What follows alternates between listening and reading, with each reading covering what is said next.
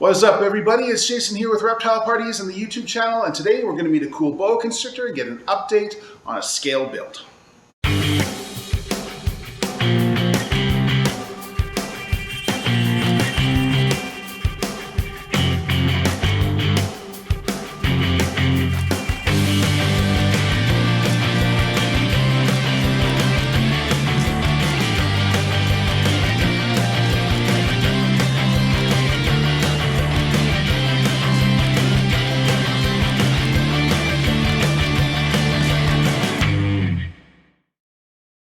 Again, everybody, it is March, if you can believe it. So it's been almost a year now. March 15th was when Alberta basically started the process of shutdowns and things like that.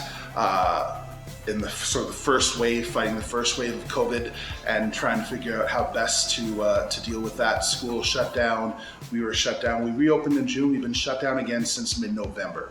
By the time you see this, who knows? Hopefully things may have opened up a bit more, but it remains to be seen when we're gonna actually be able to do in-person shows again.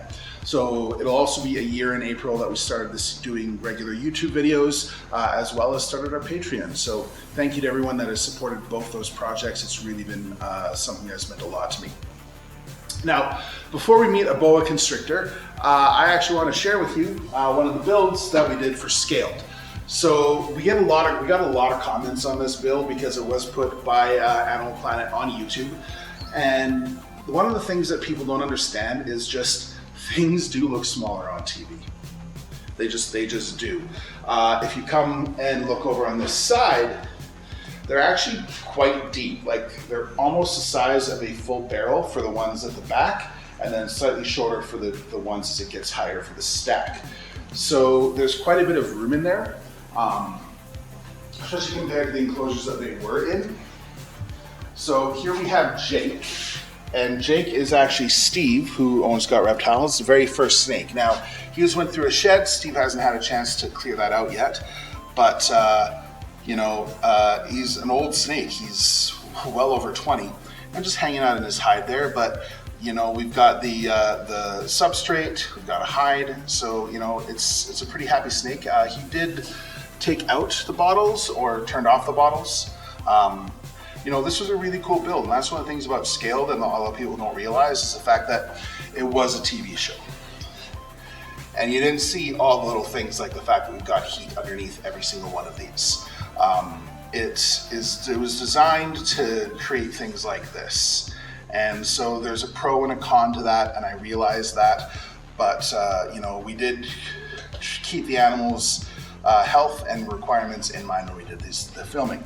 So this enclosure came up a little while ago on the owners that had the build done decided to sell it, and Steve went, I want a piece of history from Scaled in my shop, so he bought it. And so if you happen to be visiting Calgary and you pop in to Got Reptiles, you can see the build up close in person from Scaled on Animal Planet.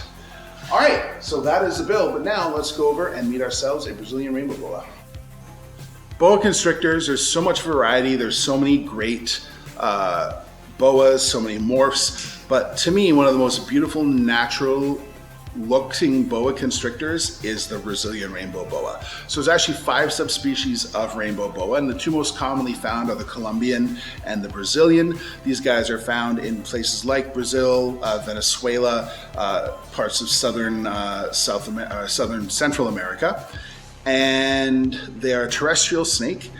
And they get their name because under lighting, they actually get like a rainbow reflection on their scales, as well as this really pretty red and purple coloring that gets even deeper and darker as they grow. Rainbow boas don't get as big as other boas, and they are a bit more higher maintenance, as I'm going to talk about in a few moments, but they don't have the size, which is nice. This snake is 6 months old, so still very much a baby. And the interesting thing about boas is that they don't hatch from eggs. So when they are developing, they develop in basically like a soft egg inside a mom without a shell. And then when they're fully developed, they're born alive. So this gives them an advantage over snakes like pythons or animals like tortoises or lizards or stuff that lay their eggs in a nest. There's no risk of the nest being raided by things like raccoons or monitor lizards or tegus, depending on where they are in the world. But on the other hand, if mom gets killed, then they lose the babies inside them as well. So there's sort of like pros and cons to both of those in terms of how they develop. That's one of the fascinating things about snakes, is the fact that some of them have live babies, some of them lay eggs. So this little baby here, absolutely gorgeous, not very long. But now, using the magic of editing, let's head back to the home studio and meet an adult. Yay, magical editing. Now I'm in my studio in my basement, holding my Brazilian Rainbow Boa. Now, I don't know if it's a boy or a girl. I suspect it's a boy, just based on its size, but I've never probed it or really tried to find out. It's just not super important because I have no intention of breeding him. I actually did get him from a very good friend of mine. I got him as a baby, so around the same size as the little baby we saw at Got Reptiles, and he bred rainbow boas for several years. And so, like I said with the baby, I've always loved the colors on these guys and the fact that they don't get super huge. So when he said like, oh, I have more babies, I said, okay, I'll take one. And he gave me a very nice deal to have a baby from a friend. And that's, you know, kind of one of those nice things. I love to support people that that I know and that support me, and support, you know, even small-time breeders that just do it as a hobby. Literally, he bred fire skinks and he bred rainbow boas, and now he has two awesome little boys. And so his focus is on his kids, and he has a tortoise and a couple other things, but he doesn't breed anymore. So I'm quite thankful that I got this snake. Now, again, they're not huge, so that's nice, but they do need higher humidity than like the common boa, and cooler temperatures. You want to keep it around like 80 degrees, 85 with them, not as warm as you do with the common boas. The other funny thing about him, I'm going to go with him, is that he eats funny.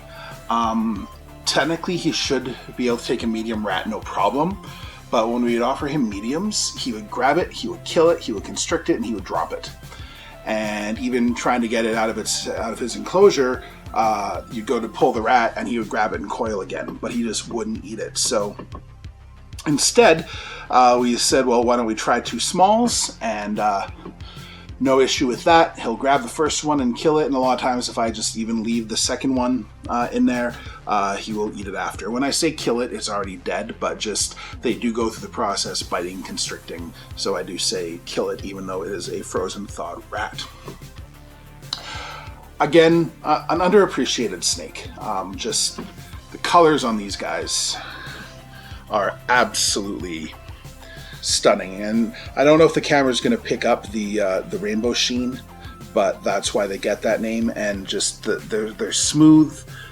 They're smoother than a lot of snakes, and I love the red and purple patterning. They're just a really, really beautiful snake. As a baby, it had its moments where it was kind of nippy. But as an adult, unless I have food or it's night and he's thinking it's food time, doesn't really try and strike. So, like most snakes, an absolutely beautiful, beautiful, beautiful animal. All right, well, that's it for this week. I hope you enjoyed seeing a couple of these beautiful, beautiful snakes. I think I probably said beautiful too many times in this video, but that's just the best word I can describe for them. So I'm going to keep saying it. Beautiful, beautiful. And I hope you enjoyed getting a catch-up and seeing one of the builds as it is today at Got Reptiles. Animal Planet did put a montage video, so to speak, from that episode featuring that build on YouTube. So I'm going to post a link down below, as well as a link to our Patreon, as well as a link to our Outschool and Teachers in Nature. Outschool and Teachers in Nature has been such a incredible experience so far. I have taught kids in Australia, Tokyo, Korea, multiple states, almost every province in Canada, on that platform. So right now there is a $20 credit that's available. I'm going to put that info down below. So you can get $20, which will cover 2 of my classes, just by signing up using the link below. And if you refer other people, you can also get $20 yourself. It's a great way to interact and connect with other kids around the world with a passion for the same things that we have, and get to engage with me and have a class. We have a whole bunch of different themes. We have amazing arboreals, Australian animals, African animals, invertebrates, North American species. We have over a dozen classes, and we have lots of them available in March and April. So visit those sites, and in the meantime, thanks for all your support. If you haven't yet, hit that subscribe button and hit the bell so you get notified when I post new videos. We typically have videos every Tuesday, or you can get them in advance by signing up for our Patreon. But in the meantime, thanks for all of your support, and we'll see you next time.